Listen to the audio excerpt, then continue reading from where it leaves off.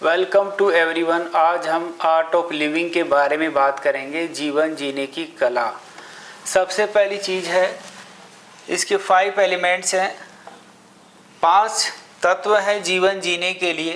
पहला है handle your in sadness and happiness. अपने आप को दुख हो या सुख हो, दोनों में संभालना आपको आना चाहिए, क्योंकि कभी लाभ होता है तो कभी हानि होती है।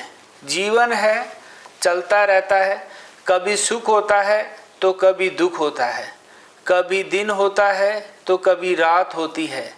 सबसे पहली चीज़ है कि इन सब में हमें अपने आप को संभालना आना चाहिए, तभी हम अपने जीवन को सरलता से जी पाएंगे। दूसरी बात है एक्सेप्ट एज दे आर। जो इंसान जिस रूप में है उसको उसी रूप में स्वीकार करें, जैसा वो है उसको वैसा स्वीकार करें। मतलब अक्सर सास चाहती है कि बहू मेरी जैसी हो, पिताजी चाहते हैं कि बेटा मेरे जैसा हो, यानी मेरे अनुसार चले, मैं जैसा कहूँ उन्हें वैसा ही काम करना चाहिए। इस तरह सोचते हैं तो ऐसा संभव नहीं होता है। सभी का जीवन अलग अलग होता है, सभी के विचार अलग अलग होते हैं, तो हमें जो जैसा है उसको उसी रूप में स्वीकार करना आना चाहिए। अगली बात है फॉरगिव अदर्स। दूसरों को माफ़ करना सीखें। मतलब अक्सर हम दूसरों को माफ़ नहीं कर पाते और अपने ऊपर बोझ लेकर चलते हैं। मतलब उसने मुझे ऐसा बोला था, उसने मेरे साथ ऐसा किया था, ये सोचते हुए हम अपने मस्तिष्क पर बोझ डालते हैं। दूसरा क्या सोच रहा है, क्या नहीं सोच रहा, उससे हमें कोई मतलब नहीं है।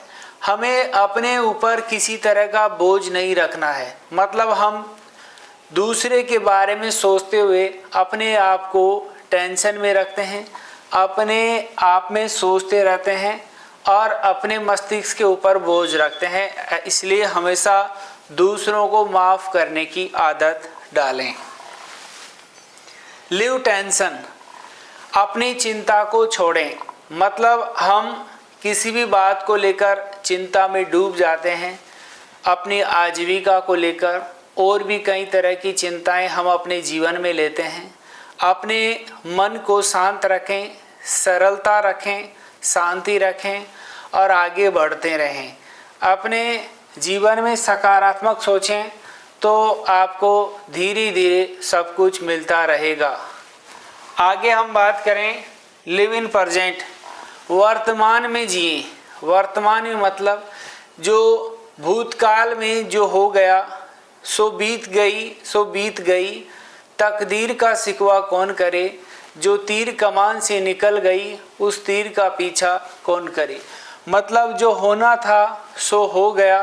हमें पास्ट को याद करते हुए, अपने बीते हुए वक्त को याद करते हुए दुखी नहीं होना चाहिए।